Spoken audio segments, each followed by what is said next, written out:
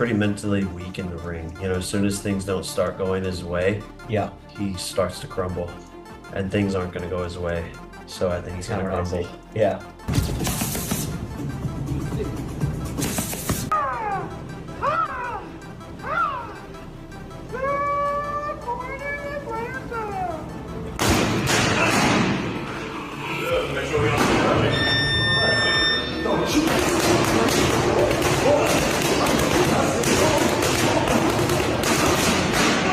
Jake Paul reacted with visible surprise after watching the newly surfaced, extremely intense sparring clips of Gervonta Tank Davis. He acknowledged Tank's explosive power and remarked that the intensity of those sessions shows Tank is taking this fight very seriously. However, Jake did not shy away from confidence. He explained that he actually loves it when people doubt him, criticize him, or label him the underdog, because that pressure fuels him. And on business and say the other person's gonna win. I like it. So when It makes it fun. When you lay your boy out. You know what I mean?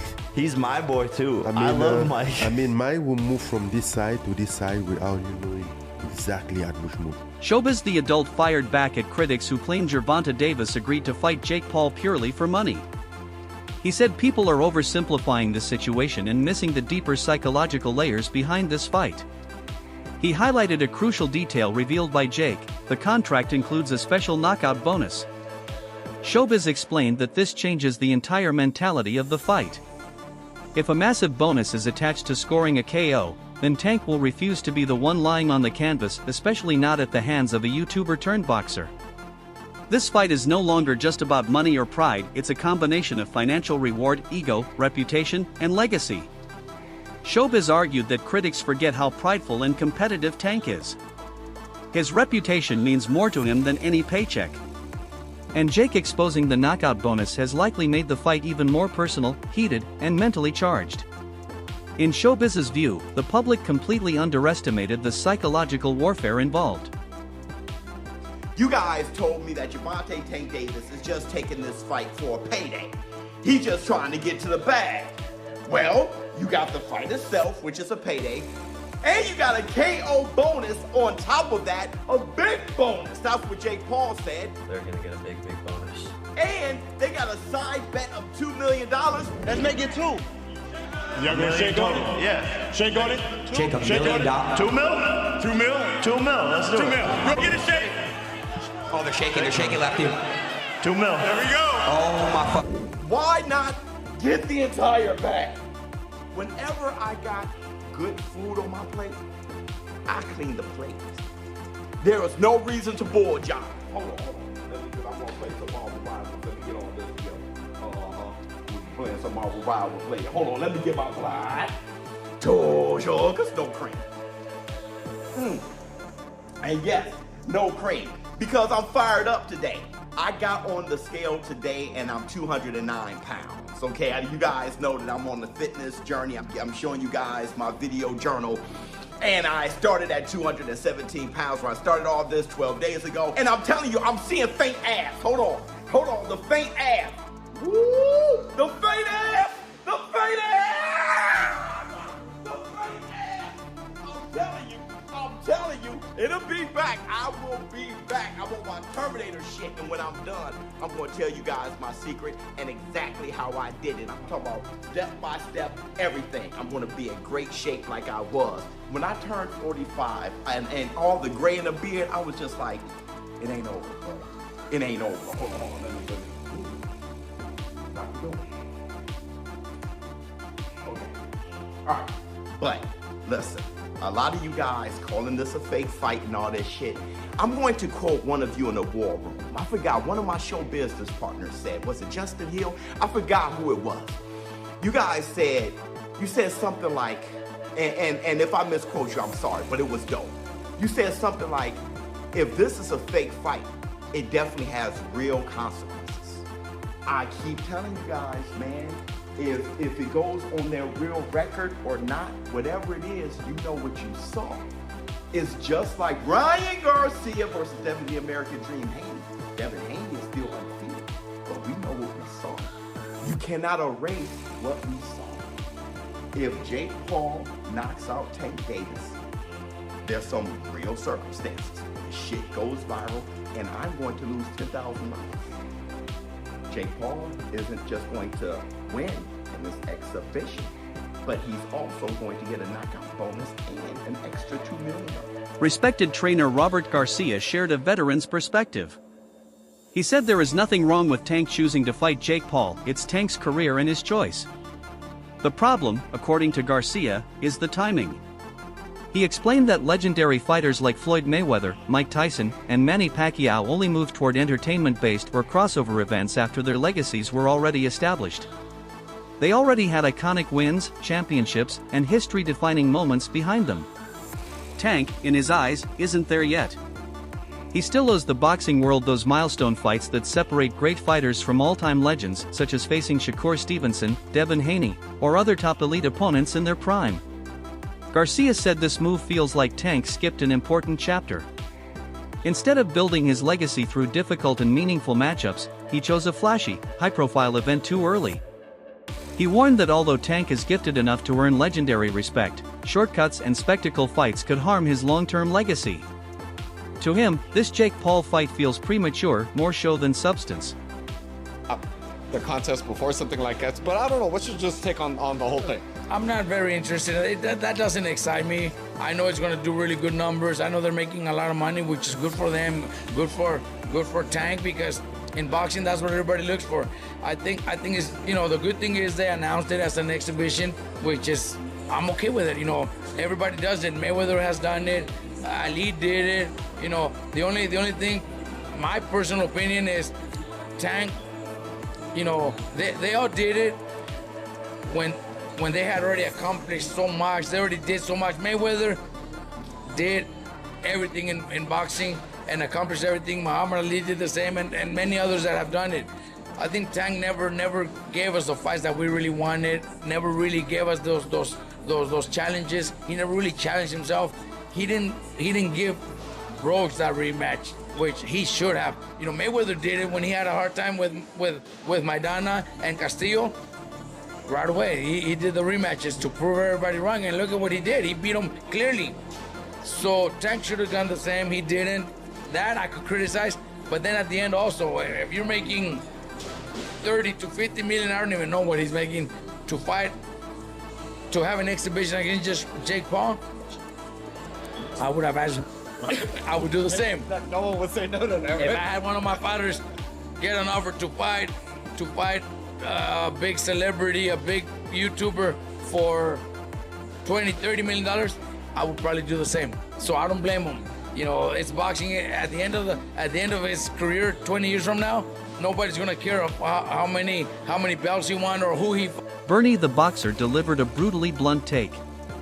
He mocked people who justify Tank's decision by saying, at least he's making money. Bernie insisted that fans don't care about a fighter's bank account. Tank is already one of the highest paid boxers of this era. Fans care about competition, not finances. They follow boxing for excitement, skill, rivalries, and legacy-defining battles. Bernie redirected attention to what really matters, the real boxing storyline. He said if Lamont Roach defeats Isaac Pitbull Cruz, everything changes, because Pitbull is considered Tank's toughest rival. If Roach beats him, it raises serious questions about Tank's past performance and the current power rankings in boxing. Bernie said Tank needs meaningful, legacy-building fights to maintain respect in the sport. Money fights like this one with Jake may pay well, but they don't add anything to his legacy. And for true boxing fans, legacy is the only currency that matters. Rematch with Tank, and it's I kind of don't really care about the fight no more. It's starting to lose a little steam. But I'm saying, if he stops Pitbull Cruz, right? Don't you think that people would want to see, Lamont and Tank more due to the fact that, Tank had a hard time with Pitbull? No, I think people just want to see Tank versus Lamont because Lamont, he had a hard time with Lamont. It's just like Devin Haney and Ryan Garcia. People just like controversy. People just like, you know what I'm saying? So people want to see finished business. They don't want to leave it unfinished, and that's what the intrigue is. They want to people want to see finished business. So, you know what I'm saying? I think that's the intrigue of the fight, and it doesn't make no sense why they taking so fucking fight. Everybody keeps saying that, Tank getting the money, but is we getting the fucking money? Is we bidding up for the fucking money? Is he gonna give us some of the money? Are we waiting on him to feed us any bit? No. I want what I want. Fuck that. I'm selfish. I'm a fan. I want to see the fucking fight. I don't want to see no fucking circus. You know what I'm saying? So where everybody's saying, oh, he back, who gives a fuck? I hope he do get. He already rich as fuck. He already won 30 million in the last fight or something. He got more money than I'm ever gonna have. I don't give a fuck. I want to see the fights. I'm a fucking boxing fan. I want to see a fucking fight. I don't want to see no fucking farce. Fuck. Motherfucker count another motherfucker pockets. They all getting paid. These motherfuckers getting paid millions. Boy, we making how much? 60,000, 40,000 every motherfucking day. Going to work 9 hours a day and shit. And then coming home with come on, waiting on income tax and shit like that to get some big bread. Come on, man. I'm talking about the average person. Lamont Roach spoke calmly but firmly about the controversy surrounding Tank versus Jake. He clarified that he doesn't criticize Tank for accepting the fight itself. Any fighter in the world would be tempted by such a massive opportunity. His issue is the way Tank handled it. Roach revealed that Tank contractually owed him a rematch. Yet, Tank went silent, avoided communication, and unexpectedly signed to fight Jake Paul instead. Roach said this is unprofessional and a violation of the respect that should exist between fighters. He admitted that if he were in Tank's position, he might have chosen the Jake Paul fight too, but he would have done it professionally and transparently. What disappoints him is not the fight choice, but the lack of honesty and respect in the process. Boxing, he said, is supposed to be built on honor and mutual respect. Chasing a spectacle while ignoring obligations damages that principle. Roach concluded that Tank may profit financially, but this move leaves a bad impression on those who value fairness and integrity in the sport. Tank missed the chance to do the right thing the right way. Right for not executing that rematch. Is it safe to say that there was some money given to you because of that? Money given to me, not necessarily, but okay. You know, like I said, those guys took good care of me. Those guys on the other side took care of me. Not him personally, and not his team personally, right. But you know. But somebody made it right for that rematch not happening. Kinda, you could say that. Yeah. I understand.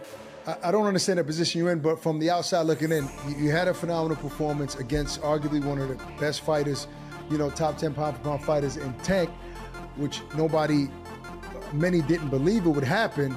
So you want the opportunity to get back, and you know, I guess get the victory. But can you really, honestly, putting yourself in Tank's shoes, be upset with taking advantage of the opportunity to fight Jake Paul? Reportedly, there's about $40 million that he's going to get paid. Now, I don't know this to be, you know, accurate, but I'm saying those are the reports, right? If you were in his shoes, wouldn't you do the same thing? See, now, this is something that I explain and express, and I hope everybody gets. That opportunity is an opportunity that you probably cannot pass up. But it's about how you handle it. It's about how you go about it. A lot of people don't know that he actually exercised his rights to the rematch, so that contractually binds us to a fight. You cannot breach that unless you do what you have to do to handle the business, to be like, okay, well, we mutually agreed to let you move on or swindle around and fight. Jake Paul defended the matchup by stressing that this is not an exhibition like Mayweather versus Logan Paul. This is a fully sanctioned professional fight with official judges, scoring, and a legitimate result. He insisted that anyone calling it staged or scripted is wrong. Jake proudly brought up the knockout bonus again, calling it a massive motivator for both sides. He said he thrives when people predict his downfall because proving them wrong gives him purpose. This is not a money grab for him, it's the biggest moment of his boxing career. The knockout bonus isn't just financial for Jake, it symbolizes risk, belief, and a test of everything he has built. He said he's pushing himself harder in training than ever before because he's not stepping into the ring just to survive, he's stepping in to prove he belongs among elite fighters. In his words, this fight will determine whether he can stand beside the greats, not just entertain. I mean, even the list you made years and years ago, Gervonta Davis is on the list. Yeah, exactly. It's all manifestation, and it's a very powerful thing. And yeah, I think people don't dream big or set massive aspirational goals and then also put the work in. I think that's the other thing is like, I'm still doing sprints and track work and bench press and squats and all of these things for the sport of boxing. So when I transition to NFL, I'm going to have a lot of that natural explosiveness and power from the past 6 years of training every day. Ryan Garcia didn't hold back. He claimed Jake Paul's move is more about publicity and remaining in the spotlight rather than elevating the sport of boxing. Ryan, who has personal history and rivalry with Tank, argued that Tank didn't accept this fight for challenge or legacy, but for a lucrative payday. He emphasized that real fighters measure greatness through legacy and history, not by how much money or attention a single event generates. According to him, this fight benefits popularity, not boxing.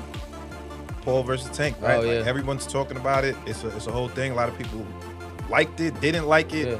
Yeah. How did you feel when you first saw that it was a thing? It pissed me the fuck off, bro. Yeah, why? It's just disappointing on mainly Jake's end. You know, we're not falling for the Disney Channel bit no more. We're not falling for you're not a fighter no more. We're not falling for that.